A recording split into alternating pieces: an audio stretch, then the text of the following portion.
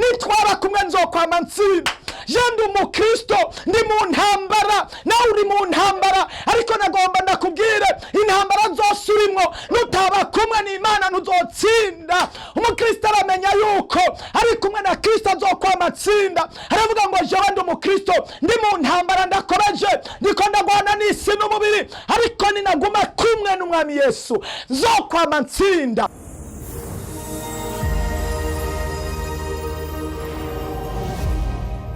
Haleluya, haleluya, haleluya. Mwebwe mwese abakunzi b'ikiganiro gusenga guhindura ibintu, amahoro y'Imana asubire kubana namwe. Yari Pastor Joseph muriko muravugana mwaka kanya. Reka dusubire dusangira ijambo ry'Imana rivuga ngo gumana n'Imana. Imana nishimwe cyane. Ndabona ijambo ry'Imana dusoma hariya muri Daniel igice cya gatandatu umurongo waho wa 20. Reka dusome ijambo ry'Imana.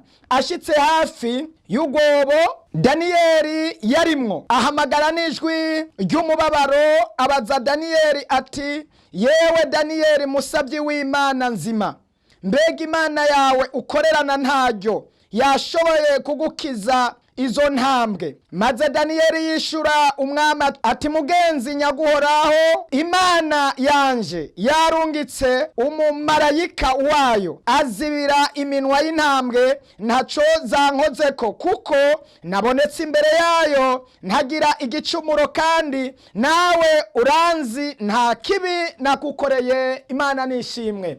Yaraye amajambo twagomba gusangira, ariko teme ikomeye nukugumana n'Imana.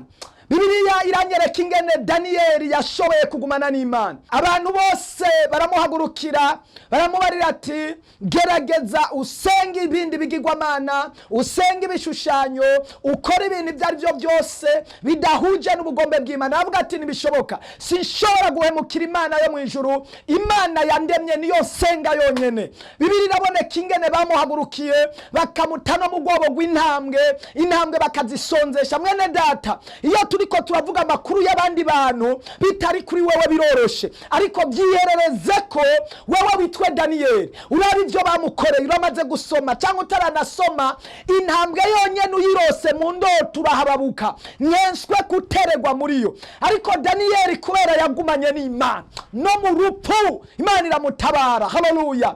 Araza mu gatondo ka kare umwami abura amahoro, kubera Daniyeli yari yagumanye n'Imana. Iyo Mana ibuza umwami, niwe yari yasize ku mukono ngo bamuterere mu iyo ntambwe. Mwijoro avyukuruka mu gatondo araza ati, Daniyeli mukundwa, mukundwa w'Imana nzima, mbega Imana wagumanye nayo na ntaryo. Haleluya. Uragumana n'Imana mwene data, yashoboye kukuzigama, yashoboye kukurinda akanwa kazantare. Daniyeli yishura umwami ati, cyane gose kubera nabonetse imbere y'Imana atajwe rinyagiriza ikibi, Imana nkorera, Imana yo mu ijuru yaguhamya guhora ku ngoma, yashoboye kundinda akanwa k'intambwe. Haleluya, haleluya, haleluya, haleluya. Mwene data gumana n'Imana, naho guta mu rupfu ruri imbere yawe. Mwene data gumana n'Imana. Imana ishimwe, Imana ishimwe. Bibiliya iranyereka neza ingane marayika yaje akazibira akanwa k'intambwe. N'ubu ni wagumana n'Imana, hari ibyari bikwasamiye, hari ibyasamira abana b'Imana. Daniyeli cyamutabaye, yatabaye n'ibintu bibiri. Ubwa mbere amasengesho menshi, ubugira kabiri kutagira ijwi rimwagiriza icyaha mu mutima. Igihe cyose udafise ijwi rikwagiriza icyaha mu mutima, Imana izoba muri wewe, kuko Imana ikunda abanyabyaha mugabo ntigendera mu banyabyaha. Yagira bakunda ariko ntigendera mu banyabyaha. Ariko Imana igendana n'umuntu yihana icyaha akitandukanya naco. Haleluya, haleluya, haleluya. Nasomye ndi kwijambo rivuga ngo gumana n'Imana. Nasomye indirimbo y'120 nsanga hari amajambo meza cyane anezereza umutima wanje. Umuririmbyi yaririmbye igice cya mbere avuga ngo, je ndi umukristo nzokwama ndiwe mu bintu byose gushika gupfa. Je ndi umukristo ndashinga intahe naho igihugu cyose cyo ntwenga.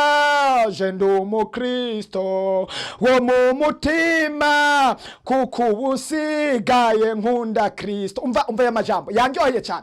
Kuko ubusigaye nkunda Kristo, kuko aho yapfa yazira jewe bikwiye nanje ko ndamukunda. Je ndi umukristo humva ubwo buntu narakijijwe nkugwa mu vyaha. Je ndi umukristo naho notegwa n'intambara nkaja mu mubabaro.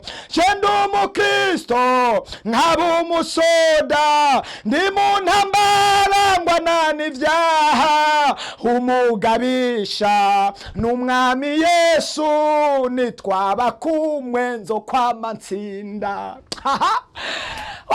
Imana ishimwe. Muririmbyi ari muri mpemu yera aravuga ngo nitwaba kumwe. Gumana n'Imana mwene data, nitwaba kumwe nzokwama ntsinda.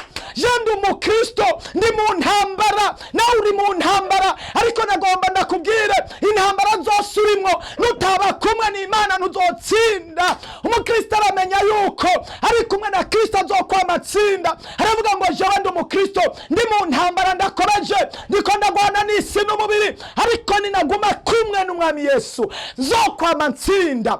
Haleluya, haleluya, haleluya.